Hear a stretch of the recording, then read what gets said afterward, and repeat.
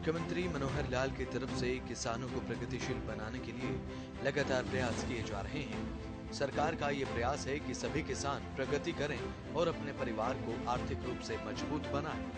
किसान वर्तमान में परंपरागत खेती से बागवानी खेती की ओर बढ़ रहे हैं। मनोहर लाल सरकार का ये मानना है कि प्रदेश का अन्नदाता यानी कि किसान पूरे तरीके से आत्मनिर्भर होना चाहिए। इसके लिए सरकार की तरफ से लगातार प्रयास किए जा रहे हैं। सरकार की तरफ से किसानों को बागवानी खेती के लिए सब्सिडी देकर बढ़ावा भी दिया जा रहा है, ताकि प्रदेश का किसान ज्यादा से ज्यादा लाभ अर्जित कर सके।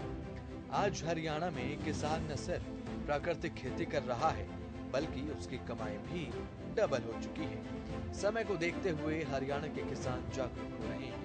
समय के साथ साथ अपनी खेती की पद्धति को बदल रहे हैं। प्राकृतिक सब्जियों और फलों की खेती करने की और तेजी के साथ अपने कदम बढ़ा रहे हैं। ऐसे में न तो किसानों को अपनी फसल बेचने में परेशानी होती है और न ही बागवानी खेती करने में। पिछले कई वर्षों से नई नई योजनाएं लागू कर प्रदेश के किसानों के जीवन को बदलने का प्रयास किया जा रहा है।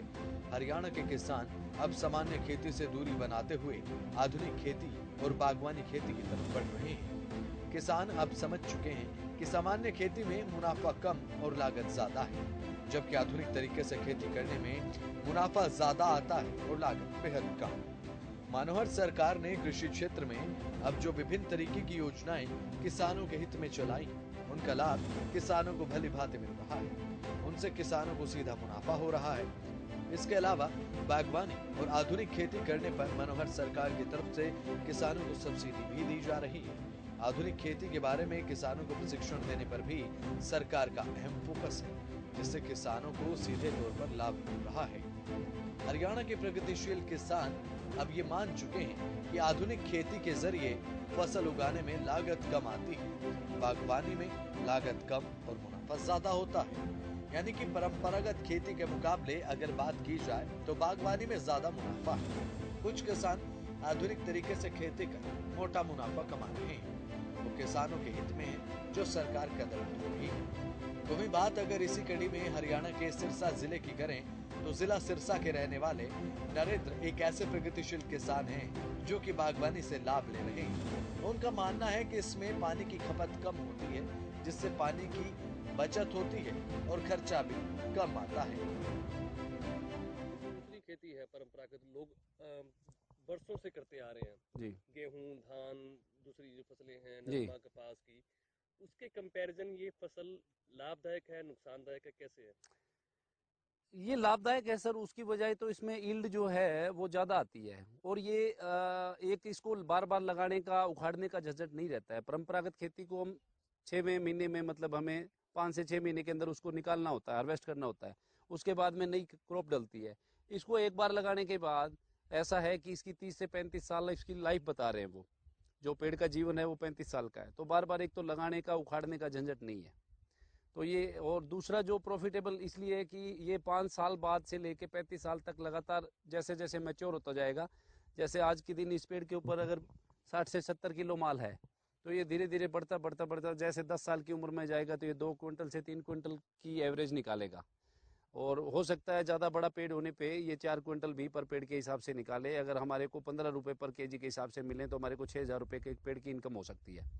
और 1 एकड़ में कम से कम 20 बाई 20 पे लगाते हैं हम तो 110 पेड़ आते हैं। तो आप ये देखिए कि ये 4.5-5 लाख रुपए प्रति एकड़ के हिसाब से हमें मुनाफा, मतलब जो आमदन है वो इस पेड़ से हो सकती है। परंपरागत खेती और ये जो बागवानी की खेती है, इसमें काफ़ी फ़र्क है। ये सबसे बड़ा तो इसका ये है कि परंपरागत खेती जो है उसके अंदर हमारे जो लॉस प्रॉफिट जो भी होते हैं वो एक शॉर्ट टर्म होते हैं। उसमें अगर लॉस भी हो गया तो हम नई फसल लगा लेते हैं। नेक्स्ट फसल जो है हमारी, नेक्स्ट जो अगली क्रॉप आएगी उसके अंदर हमें प्रॉफिट होने की संभावना ज़्यादा रहती है। साथ ही नरेंद्र बताते हैं कि सरकारी विभाग की तरफ से भी उन्हें लाभ देखने को मिलता है। जो भी स्कीम चलाई जाती है सरकारी विभाग की तरफ से, उसे लेकर किसानों को जानकारी दी जाती है और खाद और बीज उपलब्ध कराने में भी विभाग अहम भूमिका निभा रहा है। सरकार सरकार किस तरह मदद करती है, विभाग किस तरह मदद करता विभाग की जो मदद है वो ठीक है। विभाग का काम है जी ड्रिप इरिगेशन के ऊपर जो भी डॉक्यूमेंट हम उनको प्रोवाइड करवाते हैं उसके बिहाफ पे वो हमारी सब्सिडी रिलीज कर देते हैं। वाटर टैंक में मदद कर रही है पानी को स्टोरेज करने के लिए, वो प्लांट दिलवा देते हैं। और डिपार्टमेंट की कोई दूसरी स्कीमें होती हैं RKVY राष्ट्रीय कृषि विकास योजना के तहत, उसमें अगर वाटर सोलुबल वगैरह जो है NPK वगैरह वो हमें दे देते हैं। दूसरी जो परंपरागत खेती है, जैसे अब ये बागवानी खेती आप काफी समय से कर रहे हैं, तो उसके कंपैरिजन ये फायदेमंद है, नुकसानदायक है? फायदेमंद है सर। अगर आपका पूरा हरा भरा खेत है और आपको अच्छे दाम मिले तो ये तकरीबन जो है लास्ट ईयर, इस बार तो चलो बम्पर क्रॉप आई हुई है किन्नू की, इस वजह से दाम कुछ कम है। लास्ट ईयर जैसे इसके दाम अच्छे मिले थे फार्मर्स को, जो भी बागवानी के फार्मर उनको अच्छे पैसे मिले, तो इसमें ये बगीचे जो हैं वो तकरीबन 2-2, 2.5 लाख रुपए का प्रति एकड़ का उनका मटेरियल निकल गया था। तो उनकी जो लमसम लागत है उससे उनको डबल अगर पैसा प्राप्त हो जाता है तो अच्छी इनकम मानेंगे हम। ये जो परंपरागत खेती है उससे प्रॉफिटेबल रहती है। तो ये बागवानी खेती कितने सालों से कर रहे हैं आप? हमने तो ये 5 साल से पहले लगाई है सर। 2018 के अंदर हमने लोगों को, किसानों को देख के, जो बड़े बागवान थे उनको देख के, उनके अंदर जाके पूछ के उनसे ये लगाया है। इसके लिए ज़मीन और मिट्टी दोनों ही मतलब अलग, उनके हिसाब की अलग है, हमारे खेत की अलग। मनोहर सरकार का बागवानी खेती के बारे में किसानों को प्रशिक्षण देने पर काफी फोकस है। इसके लिए किसानों को सीधे तौर पर लाभ दिया जा रहा है और प्रशिक्षण भी। लाभार्थी किसान आधुनिक खेती के जरिए कम फसल में कम लागत लगाकर सामान्य फसल से ज्यादा मुनाफा ले रहे हैं। तो वहीं अब कुछ किसान आधुनिक तरीके से खेती कर अभी से मोटा लाभ लेना शुरू कर चुके हैं। जी हाँ, मनोहर सरकार का ही ये प्रयास है कि किसान अब ज्यादा से ज्यादा लाभ ले रहा है, जिसके लिए लगातार किसानों को परंपरागत खेती से बागवानी खेती की तरफ बढ़ाने के लिए मनोहर सरकार लगातार प्रयास भी कर रही है। बागवानी विभाग की तरफ से जागरूकता शिविर लगाकर किसानों को बागवानी और आधुनिक खेती के प्रति अवेयर किया जा रहा है। किसानों को बागवानी के क्षेत्र में आगे बढ़ाने को लेकर सरकार के प्रयास लगातार जारी है। कृषि क्षेत्र में प्रदेश सरकार के अथक प्रयासों के चलते ही किसान आज के समय में भारी मुनाफा कमा रहे हैं। एक समय था जब किसान अपने नुकसान को लेकर परेशान रहता था, लेकिन आज प्रदेश सरकार के कृषि क्षेत्र में उठाए गए कदमों का ही ये परिणाम है कि किसानों को फायदा हो रहा है। तो वहीं प्रदेश का किसान आज समझ चुका है कि मनोहर सरकार के प्रयासों के चलते आज किसान लाभ अर्जित करने के साथ साथ अपने परिवार की आर्थिक स्थिति को मजबूत कर रहा है और अपना जीवन यापन करने का तरीका आधुनिक बना रहा है। मनोहर सरकार के प्रयासों के कारण किसानों की फसलों की पैदावार डबल हो गई है और इसके चलते कमाई में भी बेहद इजाफा हुआ है। यही कारण है कि किसानों के लिए किए गए कामों का असर अब जमीनी स्तर पर अर्थात धरातल पर दिखाई देने लगा है।